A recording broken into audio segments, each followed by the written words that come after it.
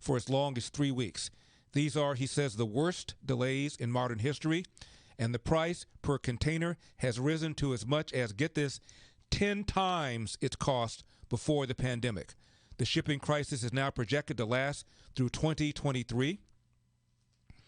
Pandemic-driven shortage of parts and labors has contributed with a congested transport system to create an inflationary spike. By the way, one of Joe Biden's aides called inflation a high-class problem.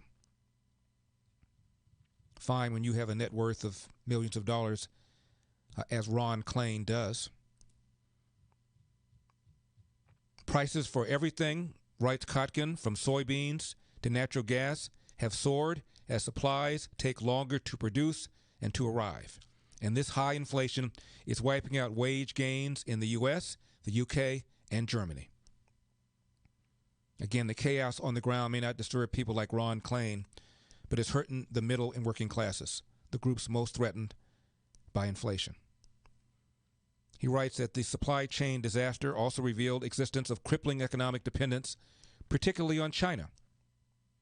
Today, whole industries in the West, from medical equipment to chip and car makers to food, rely on China for finished products and key components.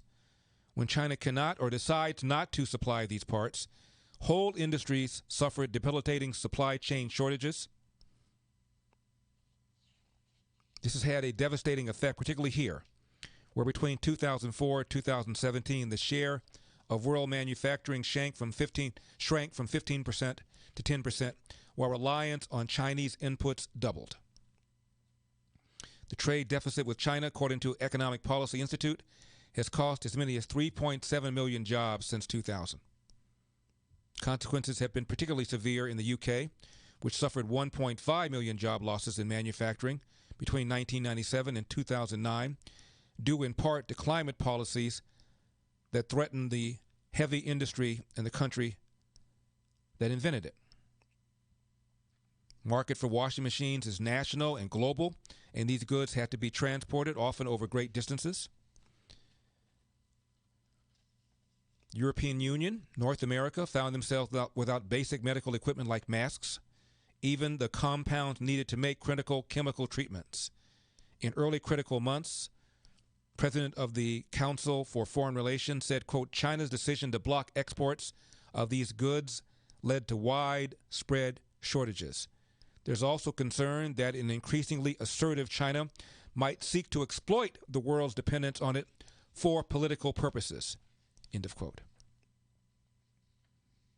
Pattern affects industries besides medical equipment. This year, for example, auto production was curtailed due to a worldwide shortage of semiconductors tied to a recent drought in Taiwan.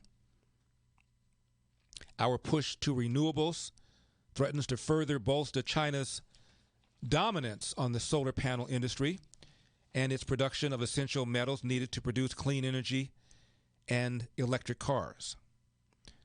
The West's trade deficit now even extends to high-tech products. When companies move production abroad, they often shift R&D as well. Remarkably, he writes, this also includes sources of critical components for military goods, many of which are now produced in China. End of quote.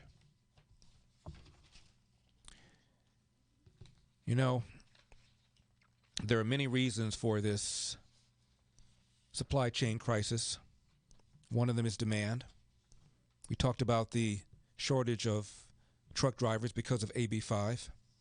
Also, so much of our goods are coming in from China, not manufactured here. Many people are buying a lot of things online. But this dependence on China for so many things, including components for the military, nothing short of dangerous.